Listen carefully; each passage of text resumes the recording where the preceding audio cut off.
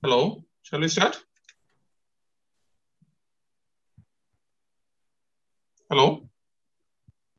Yes, sir, I'll start. Yeah. Anusha. Yeah, I think before starting, let me introduce and welcome you all for this All Kerala Gynae Conference 2021. Because of the COVID pandemic, we decided this time for an online platform, and hopefully we will have a good show here. And this particular session is basically a free paper section on aiming for infertility and other particular research orientation. And Dr. Valsala Kumari Endowment Award, Madam has put money for keep pace on the postgraduate level to do maximum research on infertility related topic. So today we have 5 speakers and to present their studies. And today we have 3 judges. Myself, Dr. Raju Nair. I'm consultant at Matira Hospital, Kottayam. And Dr. Ajay Kumar, additional professor at Kottayam Medical College, is an infertility consultant over there. And Dr. Abhi Koshi, an infertility consultant trained at Homerton, UK, and now presently at Sunrise Hospital, Kochi. So our first speaker is Dr. Anusha SM. Over to you, madam. Good evening, sir. I'm Anusha. I'm a first-year MCH resident in reproductive medicine and surgery in Government Medical College, Trivandrum. My guide is Dr. Sheila Balakrishnan. Today, I'm talking about accuracy of antral follicular count in predicting ovarian responsiveness in ovaries with endometrioma. Endometriosis is a common gynecological condition and an important cause for infertility. In endometriosis, decreased ovarian reserve is one of the important causes of infertility. Some of the methods to evaluate ovarian reserve is through serum AMH, FSH, and antral follicular count. Serum AMH and FSH represent a combined ovarian reserve of both the ovaries, so they do not accurately investigate ovarian reserve of an individual ovary, whereas antral follicular count directly correlates with ovarian reserve of a single ovary. So even though antral follicular count is studied in many research topics in endometriosis, this tool has never been validated. So in my study, I am seeing an in vitro in IVF cases to validate the use of antral follicular count in ovaries with endometriosis. It's a retrospective study done in our department from 2016 to 2020. Inclusion criteria were all women undergoing ICSI, sonographic evidence of endometriosis, pre-surgery, post-surgery AFC, and a HPE report of endometrioma. Exclusion criteria were PCOS patients and age of more than 42. So they were divided into 4 groups. First was a control group, which was unoperated ovaries without endometrioma. Second was unoperated ovary with endometrioma. Third was operated ovary without endometrioma. Fourth was operated ovary with endometrioma. Antral follicular count was measured in all these cases with a follicle size of 2 to 10 mm in diameter. And endometrioma was defined as more than 10 mm with thick wall, regular margin, homogeneous, low echogenic fluid, and without any papillary projection. So on day 2 of the cycle, previous to stimulation, we did antral follicular count. Regimen was started and serial monitoring of ultrasound and hormone assays for that. When leading follicle was more than 17 mm, we gave trigger, and OPO is performed 35 hours later on. Then all parameters assessed were for an individual ovary. Number of oocytes retrieved per ovary is a good measure of ovarian reserve. So we saw the difference between antral follicular count and number of oocytes retrieved. So mean, median, standard deviation was calculated. An association between antral follicular count and total number of oocytes retrieved was checked through linear regression model, and 95% confidence level was kept as an interval, and p-value of less than 0.5 was kept as significance. Totally 92 ovaries were studied. In this, 24 were in control group, 24 in the second group, 15 in the third group, and 29 in the fourth group. So age was not significant. BMI was also not significant between endometriosis and non-endometriosis cases. Duration of infertility was also not significant. There were 49 cases as primary infertility in endometriosis and 32 cases as primary infertility in non-endometriotic groups. Day 3 FSH was also not significant. In endometriosis, it's 6.72 micro-international units, whereas in non-endometriosis, it was 6.49. AHC, if you can see in group 2 and 4, these are endometrioma cases. There was significantly less antral follicular count compared to group 1 and 3, which were non-endometriotic cases. So 3.75, 3.38 were in endometriosis. Non-endometriosis was 8.25 and 6.73. This was antral follicular count compared pre-surgery and post-surgery. There was not much statistically significant drop in antral follicular count post-surgery in endometriosis cases. Whereas in non-endometriosis cases, there was a significant drop in antral follicular count post-surgery. These included dermoid cyst or mucinous cyst. Then antral follicular count to oocyte pickup. In endometriotic case, 3.55 was the antral follicular count. For that, we picked up a 4.69 oocytes. Whereas in non-endometriotic cases, antral follicular count was 8.20. For that, we picked up 7.69 oocytes. So this is again showing the same thing. In group 1, that is control group, 8 was the AFC. For that, we picked up 9 oocytes. In group 2, that was non-operated endometrioma, 3.75 was the AFC. We picked up 4.62. In group 3, that is operated non-endometriotic lesions, 6.73 was the AFC. For that, we picked up 5.47 oocytes. Whereas operated endometrioma, 3.38 was the AFC. We picked up 4.76 oocytes. This is a model of the beta coefficient. In endometriotic cases, there was a significant association between antral follicular. There was a significant association between antral follicular count and total number of oocytes picked up, because the p-value has come quite significant. Whereas in the control group, the p-value did not come significant in this beta coefficients. So coming to the discussion, in our study, we had an AFC of 3.55 and we picked up 4.69 oocytes, which was not statistically significant, showing that AFC is a reliable indicator for ovarian reserve. Similar studies were found, a study done by Safia et al. And Laura Bengalia also got similar results. Whereas in contrast to our study, Liam et al. Picked up statistically significant more number of oocytes compared to the antral follicular count. According to him, it is mainly because of endometrioma, which causes a mechanical stretching, distorting the pelvic anatomy, and the distance between the probe and the ovary increases. As a result, there's reduced ability to detect small follicles. The beta coefficient was significant in endometriotic cases, showing that with increase in antral follicular count, number of oocytes picked up also increased. This is similar to Laura Bengalia's study, where she also showed a good correlation between antral follicular count and number of oocytes picked up.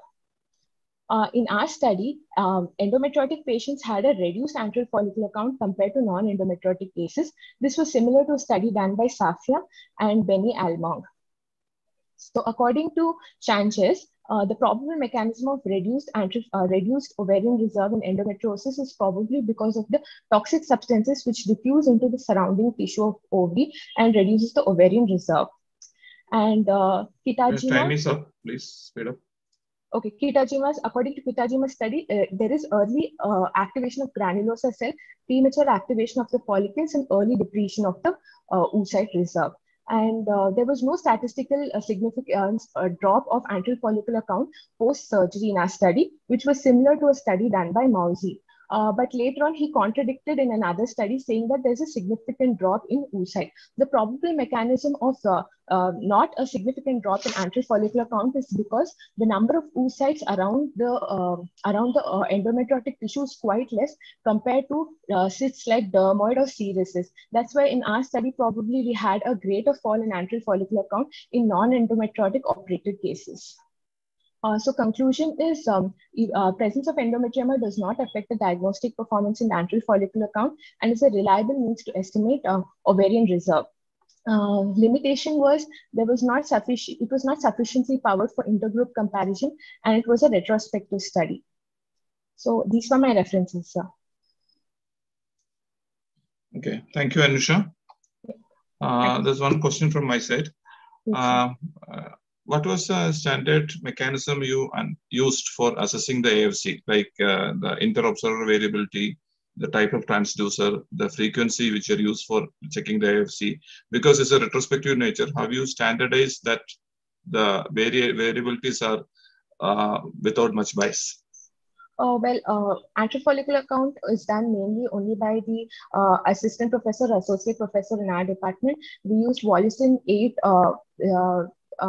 ultrasound machine and 7.5 megahertz transducer. And yes, sir. On which day of the cycle you do that? It's done on day 2 of the cycle, sir. For all patients? Yes, sir. For all patients on day 2 of the cycle, prior to stimulation, 1 month prior to stimulation. Okay. Dr. Anusha, why did you select FSH instead of AMH as a marker? Considering the AMH is a much more accurate and reliable marker compared to FSH. No, I used the antral follicular count, sir, mainly because antral follicular count is measured. You've done AFC, that is the main study, but you've also used the comparison of FSH between the two groups to show that they are similar. What I was trying to ask was, why not use AMH? Predict? Yes, the thing is, FSH level is more predictive of poor ovarian response compared to AMH levels, sir. So I felt predicting. Right. And what was the method you used to statistically analyze the data? I mean, you used SPSS software, but what test did you use to compare the two groups? We used linear regression, sir. Beta coefficient linear regression. So what is the test that you use? P-value, sir. Two groups or single group? Just one single group, no? You're not comparing. We use the linear regression. Okay, fine. Yes. Raju? Yeah, I think we'll go with the next speaker. Okay. Thank you, Anusha. Thank you, sir. Dr. Avani Pillai? Yes, sir. Yeah, Anusha, please share your slides and proceed. Yes. The time is 6 minutes and 4. Yes.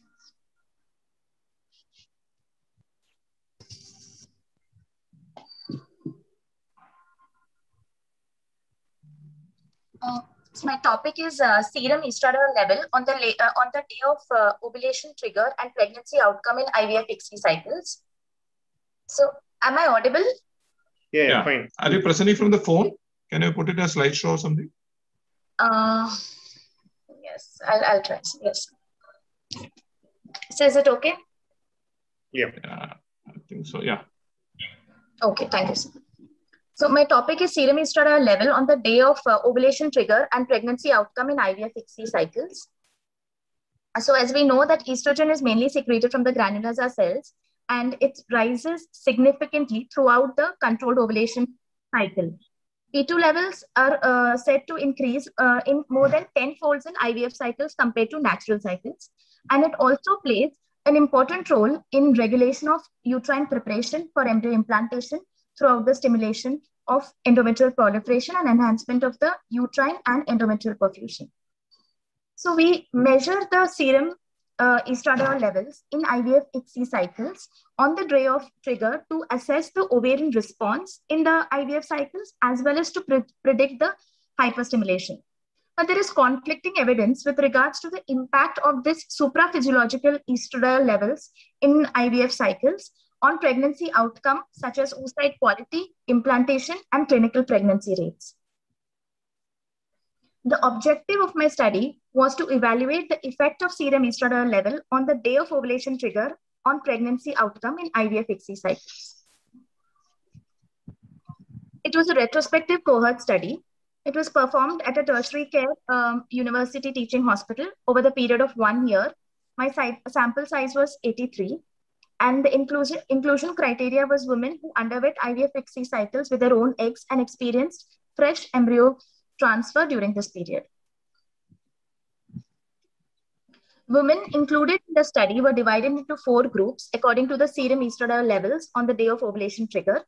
Group 1 was less than 2,000, Group 2, 2,000 to 3,000, Group 3, 3,000 to 4,000, and Group 4 was more than 4,000 of estradiol levels on the day of HCG. The outcome measures were the number of oocytes retrieved, M2 oocytes, fertilization rate, embryo quality, overall pregnancy rate, implantation rate, and clinical pregnancy rate. Statistical analysis was done performing linear regression for continuous outcome and logistic regression for binary outcome with backward selection to compare the groups, and a p-value less than 0.05 was considered significant.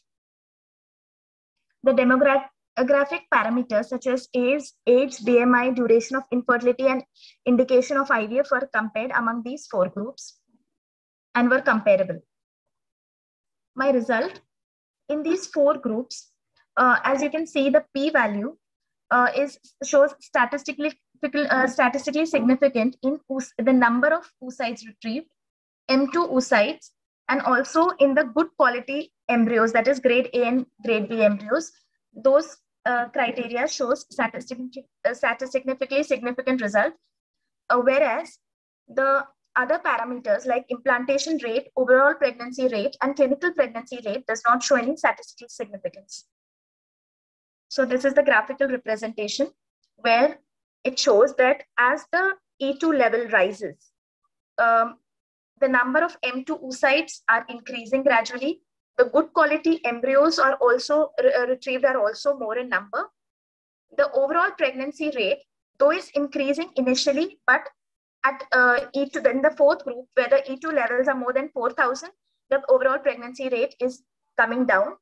Implantation rate is also coming down, and the clinical pregnancy rate is also coming down. So the result is higher serum estradiol level on the day of ovulation trigger was associated with an increased number of oocytes, M2 oocytes, and embryo quality. The implantation rate was lowest with serum estradiol level above 4,000, although that was not statistically significant. Similarly, overall and clinical pregnancy rate in group 4 was lower than group 2 and 3, but this was also not statistically significant. Coming to the discussion, Kera et al. Also performed a cross-sectional study on the association of E2 levels on the day of HCG, and the result shows that in the group more than 4,000, there was definitely significant higher number of oocytes retrieved compared to other groups. The other study of Papaver et al. Was a retrospective study. It was with 905 cycles. It shows a better IVF outcome in respect to oocytes and total embryos. But again, similar to my study, the pregnancy rates were higher for high responders, but not different. There was not reached statistically significant levels. Arslan et al. Showed that the implantation and pregnancy rate in cycles with highest level of E2 levels were significantly lower compared to the normal E2 response. Again, with implantation rate also similar. Joe et al. Showed E2 levels have a concentration dependent effect on the pregnancy outcome, suggesting the optimal rate of E2 levels between 3,000 and 4,000. Cosmos et al. Did a systematic review, but they concluded that there is lack of high quality evidence to support the value of E2 determination on the layer HCG. So my limitations of my study is retrospective design and relatively small sample size. The conclusion is higher serum estradiol level on the day of ovulation trigger may be associated with a higher that is increased in the number of oocytes, M2 oocytes, and embryo quality. Controlled ovulation hyperstimulation with higher E2 levels may inhibit embryo implantation after IVF by decreasing the endometrial receptivity. The cutoff of E2, which affects the IVF outcome, remains controversial. More robust RCTs are required to mark the cutoff of E2 above which the implantation may be affected. Thank you.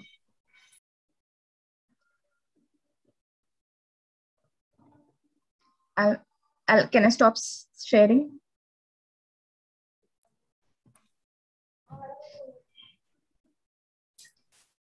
There would be patients who you might have excluded because they have had a high response and they might have gone for a freeze-all. So by excluding these in the study, which would have been done for the safety of the patient, how would it have affected your results? Yes, definitely. That is one of my limitation factor, also limitation of the study.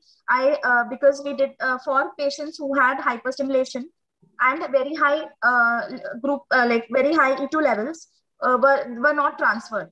So again, this could be one of the limitation of the study, because it definitely would affect the result.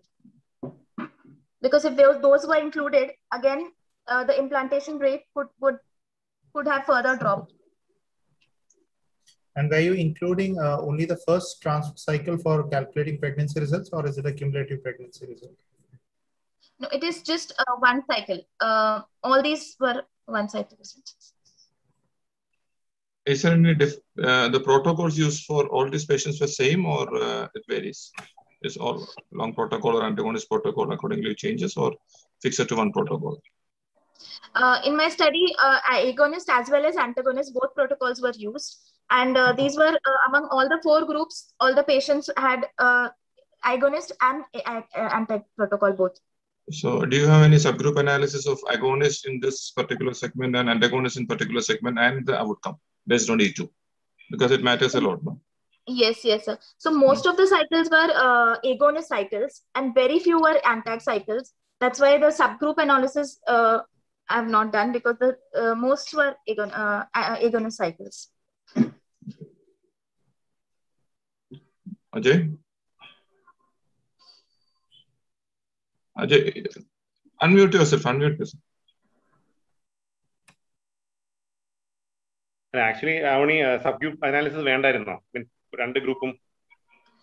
So actually, I thought of a subgroup analysis, but the number of we do mostly agonists in our center, so the antagonist cycles were very less. So most of all the 4 groups have majority of agonist protocols.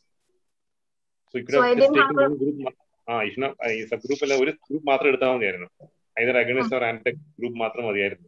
For comparison, even though it's less, what is the difference? Yes. Fine.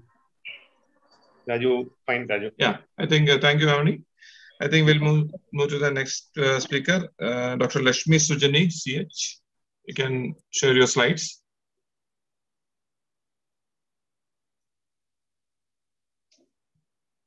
Good evening, faculty. Today I'll be presenting a paper on the effect of endometrial thickness on clinical outcome in frozen embryo transfer cycles.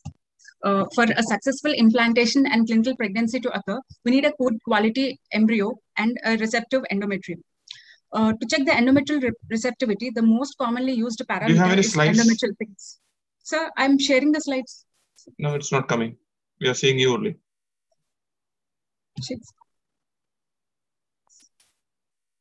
Don't worry, you have time. Don't worry. Just relax. Yes, sir. Yes, sir. Yes, sir. Yeah, sorry. Please. Sorry about that. No problem. You can restart. For successful implantation and subsequent clinical pregnancy to occur, a good quality endometrium and a receptive good quality embryo is needed. Endometrial thickness is the most commonly used parameter to assess endometrial receptivity. In artificial replacement cycles of frozen embryo transfer, initially estrogen therapy is initiated until a target endometrial thickness is attained, and then progesterone is added. This ideal range for the target endometrial thickness is not well defined in literature and needs further evaluation. Most of the studies deals with the endometrial thickness on the day of transfer. So this study deals with the endometrial thickness at which the progesterone is added to the estrogen, especially in the artificial replacement cycles with leupride suppression. So my objective is to determine the effect of endometrial thickness on the live birth. The study is powered basically for the live birth, and the secondary outcome are the implantation rate and the clinical pregnancy rate. To exclude the effect of embryo quality, I've considered cycles only where a good quality embryo is, at least one good quality embryo is transferred. It is a retrospective study carried out over a period of 2 years in the Department of Reproductive Medicine, and patients who underwent frozen embryo transfer where endometrium is prepared by artificial replacement with agonist suppression alone are taken into the study. since I've included all the frozen embryo transfer with artificial replacement with agonist suppression. And regarding the quality of embryo, I've selected where the D5 embryo is a minimum of grade 1B, B or better. And if it is a day 4 embryo, a minimum of 9 cell grade 2. And if it is a day 3 embryo, a minimum of 7 to 8 cell grade 2 embryos, transferred embryos are only included. I've excluded all other fresh embryo transfers and other modes of frozen embryo transfers. And I've excluded patients with age more than 40 years at the time of cryopreservation and patients with uterine anomalies and recurrent implantation failure. So coming to the material and methods, a total of 248 cycles are recruited, out of which 20 were excluded based on the protocol. And out of the 228, 58 transfers are excluded as they don't have a single good embryo to be transferred. So finally, 171 cycles of frozen embryo transfer are evaluated. The main clinical outcome of these 171 clinical embryo transfers is that there is an implantation rate of 45.9%, a clinical pregnancy rate of 52.75%, and a live birth rate of 39.4%. The main parameter, the endometrial thickness, I've seen the distribution of endometrial thickness in the whole of 171 patients. A majority, 53.2%, had endometrial thickness within the range of 7 to 8.9, and the rest in 9 to 9.9. The other groups, that is less than 7 mm and more than 11 mm, I've excluded. Hence, for the further evaluation part, I've taken these two groups. Group 1 includes where endometrial thickness is 7 to 8.9 mm on the day when progesterone is to be added to the estrogen. And group 2 includes where the endometrial thickness ranges between 9 to 10.9 mm. Regarding the statistical difference with respect to various demographic factors in between the two groups, there is no statistical difference with respect to age at cryopreservation, duration of infertility, primary or secondary, and parity, repeat status of the patient, and even the operative and hysteroscopy done is statistically similar in both the cases. Regarding the other clinical characteristics, I've checked for any statistical difference between the number of days of estradiol stimulation, the catheter used, the number of embryos transferred per cycle, the difficulty in the transfer I've considered, and the day of what particular embryos are transferred, and the distance of the embryo from the fundus and the zone of vascularity of the endometrium. These factors weren't statistically different in between the two groups. So essentially group 1 and group 2 are comparable. Coming to the results, initially I've evaluated for the miscarriage rates. In group 1, 14.10% of miscarriage rates are there, and where in group 2, 8.7% of miscarriage rates. As such, there is no statistical difference between group 1 and group 2. And coming to the implantation rate, it's endometrial thickness. Implantation rate I've calculated like the ratio of number of sacs observed at the time of dating scan by the total number of embryos transferred. There is a significant increase in implantation in group 2, that is when the endometrial thickness is 9 to 10.9 mm, when compared to group 1 where endometrial thickness is 7 to 8.9 mm. And coming to the clinical pregnancy rate, there is no difference in the clinical pregnancy rate in group 1 and group 2. Group 1 essentially had 46.9% of clinical pregnancy rate, whereas group 2 had 32.8% clinical pregnancy rate. Coming to the main live birth rate for which the study is powered for, the live birth rate in group 1 is 41.9%, whereas the live birth rate in group 2 is 40.9%. And there is no difference between statistical difference between group 1 and group 2 with respect to the live birth rates. And I've followed up the cycles where there is absence of at least one good quality embryo. So there are 58 cycles which I've initially excluded based on the absence of a single good quality embryo. So comparing the miscarriage rate, clinical pregnancy rate, and live birth rate with respect to two, the miscarriage rate, there is no difference in miscarriage rate in between the two, but coming to the clinical pregnancy rate, there is 15.5% clinical pregnancy rate in absence of non-good quality embryo, whereas the clinical pregnancy rate is higher in the other group.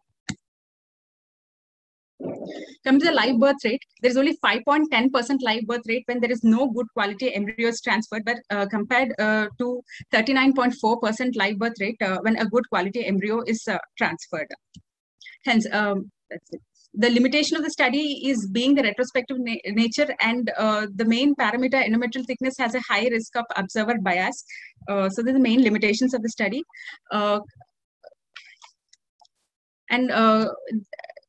So what I conclude is the live birth rate is not, there is no statistical difference. Time is up, please speed up. Yes, conclusion is there is no significant difference in the clinical pregnancy rate and miscarriage rate between when the endometrial thickness is between 7 to 8.9 or 9 to 10.9, but the implantation rate is significantly higher in group 2, that is a higher level of 9 to 10.9. However, this doesn't equate to improvement in live birth rates.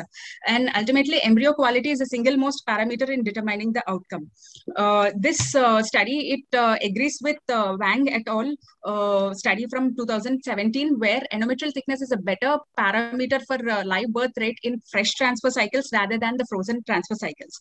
However, it conflicts with Shorts et al., where he has demonstrated that the ideal endometrial thickness for optimal live birth in frozen embryo transfer cycle is 9 to 14 mm. However, it is our protocol where we start progesterone within the range of 7 to 11 mm. So we couldn't evaluate the endometrial thickness where more than 14 or even more than 11, very few number of cases are there where progesterone is added. So according to our protocol, we add progesterone within the range of 7 to 11 mm. So in that way, it is conflicting with the other studies. These are my references. Thank you. Yeah. Okay, any questions? I'll just ask two questions. One is, did you think about what might be the literature telling you about at which endometrium or more does a pregnancy drop happen? And the second question, which is different from the first, is that the reason for a high pregnancy or a low pregnancy can be because of many factors. It's not just oocyte quality and endometrium. It could be many other factors. So that's just a clue to think about what would have been the most important demerit of the study, which you have completely ignored in the last slide.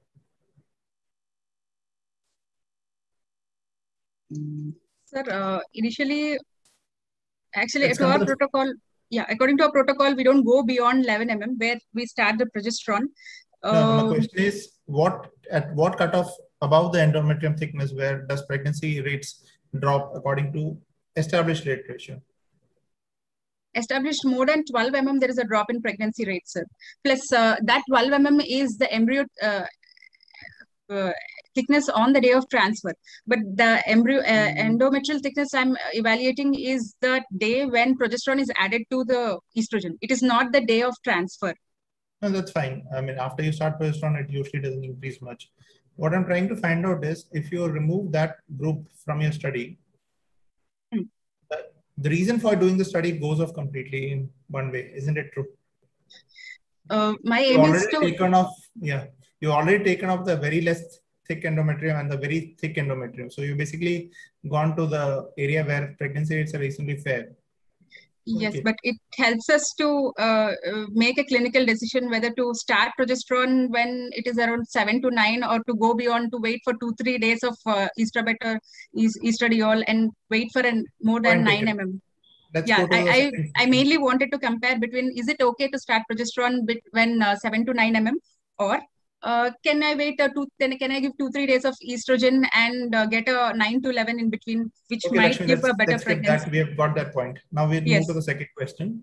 Yes. Regarding, as I told you, there are many factors which lead to a pregnancy or don't lead to a pregnancy. When you just look primarily at embryo quality and endometrial thickness, what are you missing? I've checked for the confounders. I've checked for the confounders and the incidence of the confounders in both the groups, group 1 and group 2. I checked for the demographic features like age of the patient at the time of cryopreservation and duration of infertility and presence of repetitor. if she's a repeater or not. And I've also taken into account the causes of infertility. I've taken the distribution of ovulation factors, male factor, endometriosis in both the groups. And I've checked the clinical parameters also, the days of estrogen supplementation. I've checked for baseline estradiol levels, the distance of deposition of fundus from deposition of state all this in one statement. Maybe I think we have to speed up things. Yeah. Time. Yeah, I think.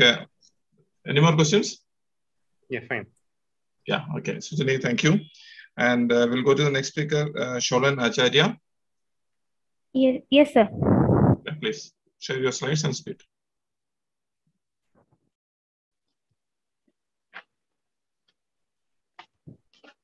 Sir, I cannot share my slides. It's showing you cannot start the screen share while the other participant is sharing. Oh, I stopped. Okay, can you stop section, please?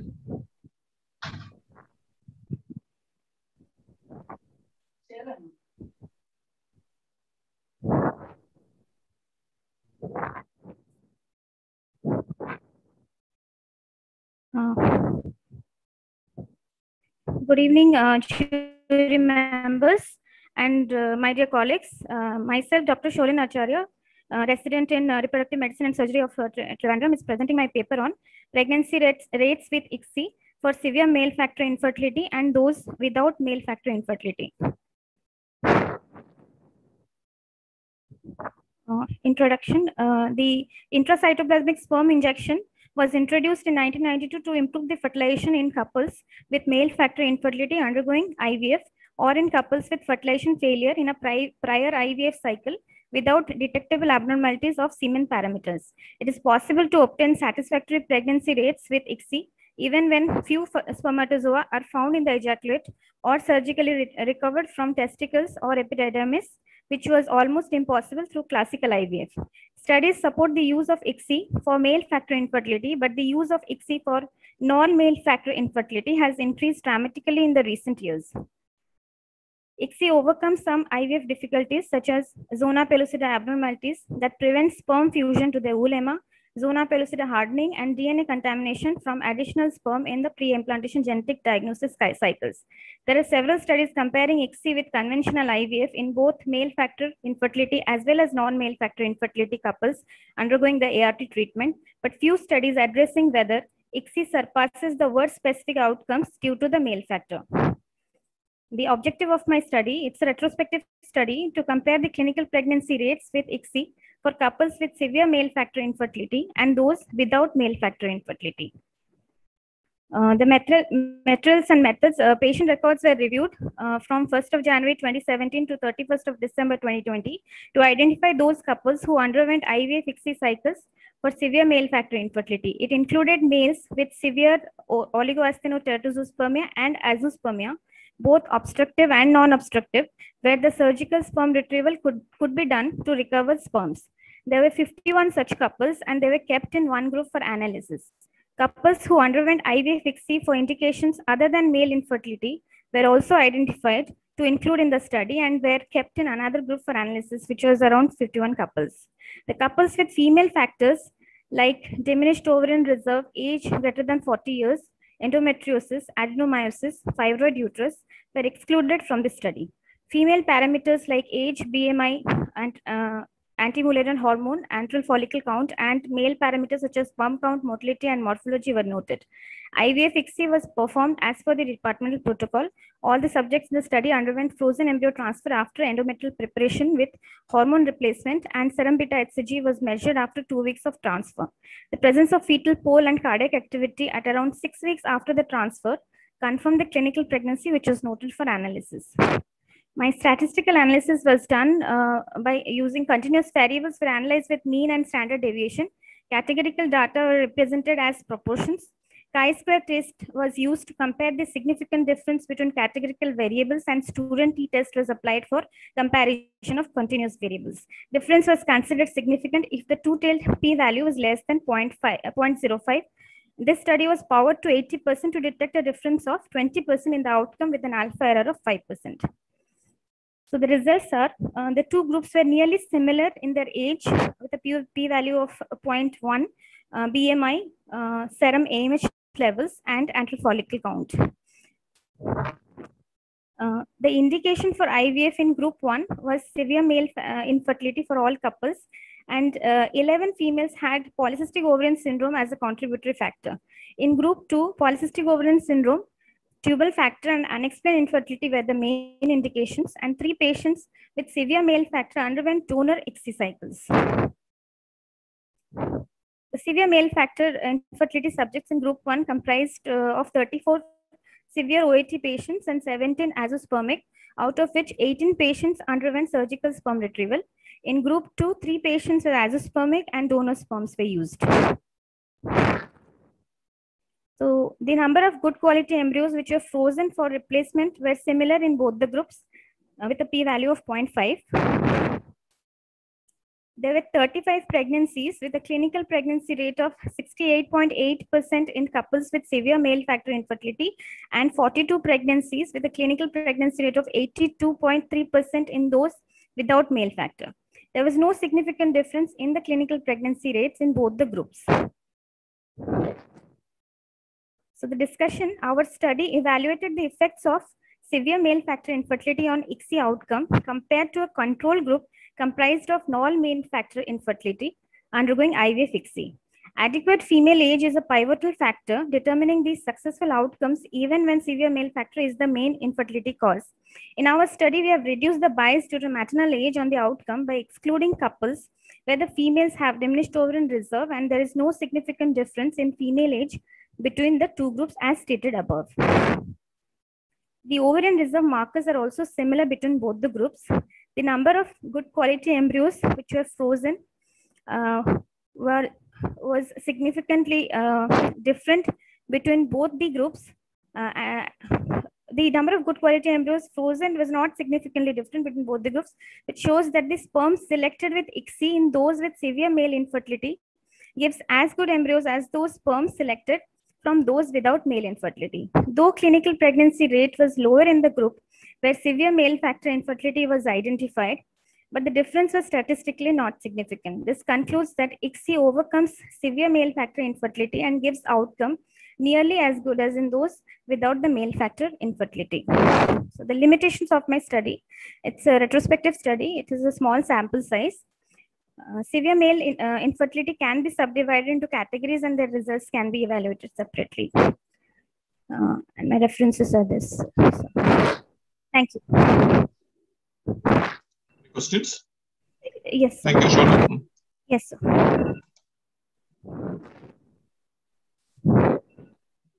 Dr. Sholan, the control group consists of a pregnancy rate which is quite high above what we normally see. What was the background pregnancy rate during the time period for all patients during this treatment cycle at your center? This was a 3-year study. I mean, the 3-year pregnancy rate for all patients. The background pregnancy rate is around 40%, the clinical pregnancy rate in our center. So, but I have excluded patients with endometriosis, diminished ovarian. We agree that because we just need to think about that also, whether the control group is appropriate or not.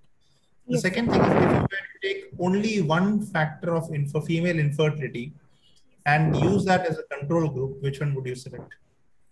Sir, mostly tubal factor probably would be the correct one because there have been some papers showing unexplained infertility having ICSI results being better, but there are some lot of controversies on that because there was a recent ASRM committee opinion which came upon this in 2020 saying that even in unexplained infertility there is no proper guidelines saying like there is no proper recommendations whether we should go for ICSI or IVF cycle, and these studies have controversial results. So probably I would go for a tubal factor, but I have included. Just one question. Did you compare the surgically collected sperms and the normal No, so that's the limitation of my study. So I did not do that. I just mentioned that male factor infertility can be subdivided into categories and results can be evaluated. So I didn't do that. Probably we may. You may have. Yes, sir. But, in a study, what do you mean by bias?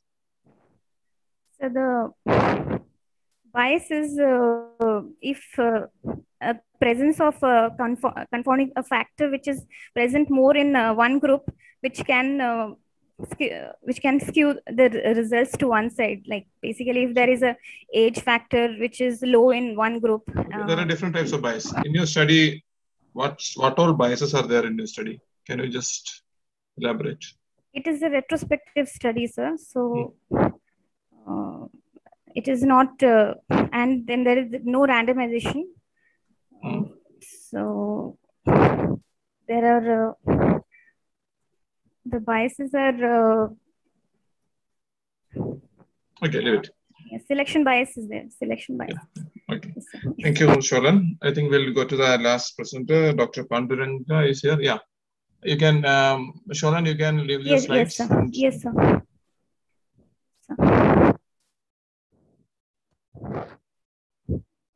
Stop share. Yes, sir.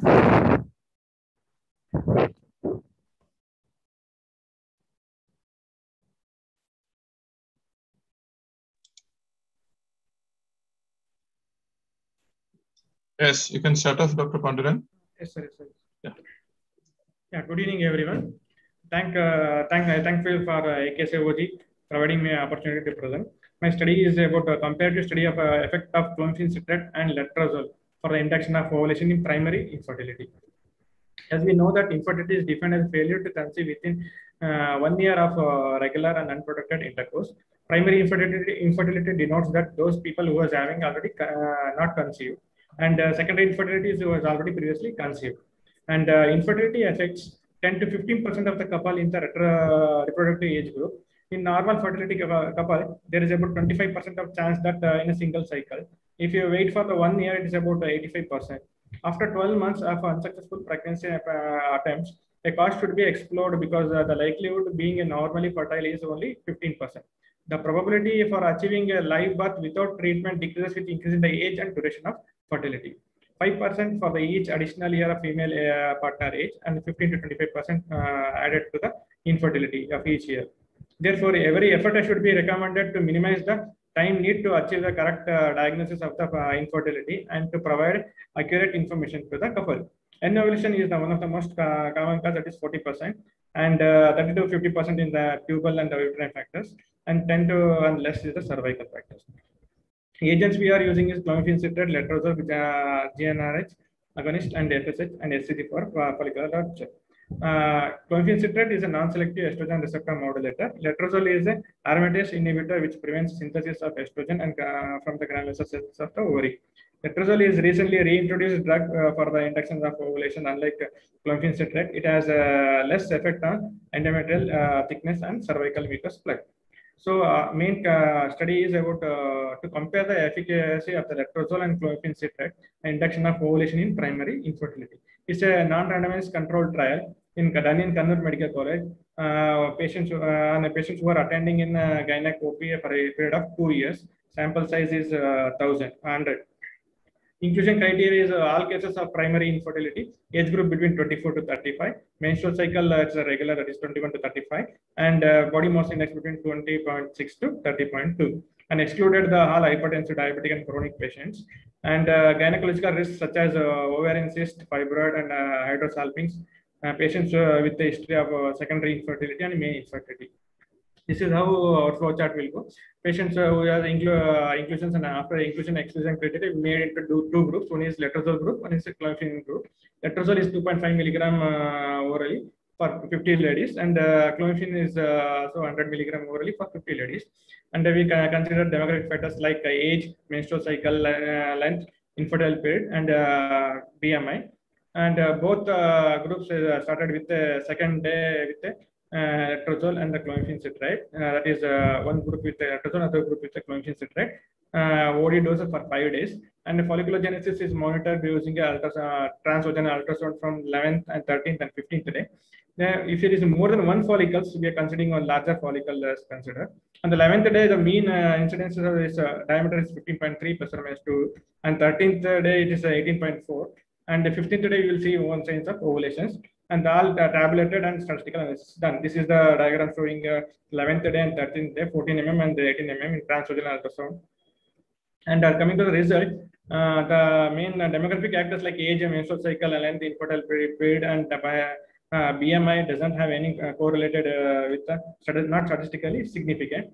And coming to the 11th and 13th day of the cycle, the follicles in the letrozole group is more, that is 11th day 26, that is the mean incidence, that is 15.3 plus or minus 2 mm. And 13th day it is 32 follicles, and ovulation in 34%. It is statistically significant. And coming to the clomiphene citrate, this one side effects, it is not statistically significant. Most common side effects we are is mood swing, hot flushes, mastodynia, headache, abdominal discomfort, and vomiting. So results in demographic variable study, no significant statistically difference was found. There is statistically significant increase in the development of dominant follicles in letrozole group than the clomiphene group. Follicular size approximately 64% was standard case in the letrozole group and 46% in the clomiphene group. Size of ovulation present in 68% cases of letrozole and 48% cases in clomiphene group. There was no significant differences in complications in both the groups. So discussion, this is mainly the conclusions. Letrozole and clomiphene citrate are two main important groups, and letrozole is superior to clomiphene citrate in effective ovulations on 15th day of menstruation. That the demographic variables are not insignificant in two groups. Complications are more or less same in both the groups. Further randomized control trials are necessary to conduct the supremacy of the letrozole over clomiphene citrate. Thank you. Okay. Thank you. Any questions? I have a question. How did you recruit the patients for this, either as clomiphene citrate or a letrozole? Sir, actually, randomly we are recruiting. So the patients who are coming for the gynecopy, we are just seeing the inclusion criteria and exclusion criteria. Randomly we are recruiting. We are not seeing that this patient is to be given this. First patient will be given letrozole, means next patient will be giving clomiphene citrate. So simple randomization. You're going for that? Simple, yes, sir. Simple randomization. Fine. Okay. Just second question: a BMI of 20 and a BMI of 29.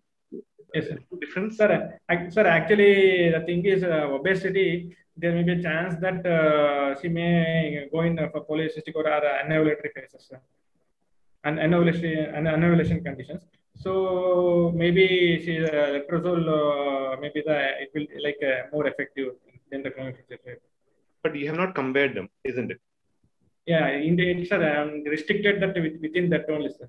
I mean, you have not subgrouped them into a BMI group. No, sir. No, not subgroup that one. It's not subgroup. Maybe? Hello. The study is actually quite a small number of patients, yes, and sir. It's very difficult to go for an inference about what to do with it. But if you were to give a take-home point, I know like it's a very weak study, but if you were to give a take-home point, what is the thing which from this limited data you can express? Sir, only thing is we can use the letrozole. It's not for the cases. One is that, and second one is we need larger study populations is needed, sir, to study regarding. And most of the cases, what we are getting is they having not having contact continuously, like husband is staying abroad. Like those are one of the limitations in our studies, that patients are usually in the abroad. They will come for a short period and durations. Okay, one question from my side. Your selection criteria, there's patients with primary infertility. So yes, if the patient is having a normal regular ovulation, what is the need of ovulation induction? So they are not mainly the patients who are coming is after 3 years of marriage, our husband is coming. This is the condition we are getting. All the patients we are getting. Husband is coming from the abroad. No, and, that is not an indication for stimulation, no, sir, isn't it? We are, most of the cases we are getting like that, sir. And actually the indication is we have to see actually whether they are staying or not. And we have to tell them at least to stay and continuously. No, my question is very specific. ovulation induction is indicated for anovulation. Here, your selection criteria doesn't include anovulation. Your selection includes all the patients who are more or less ovulatory, isn't it? Yes, and sir. whether you are dealing with an unexplained infertility as an inclusion criteria or anovulation as an inclusion criteria. That one we have to evaluate, sir. We are not evaluating. Okay, you are not sure. Yes, sir. Because okay. patients we are getting is like that, sir. Yeah. Okay. Thank you. Okay. Thank you. I think with this, I think we wind up our section on free paper on IACO SOGI. I think all other judges are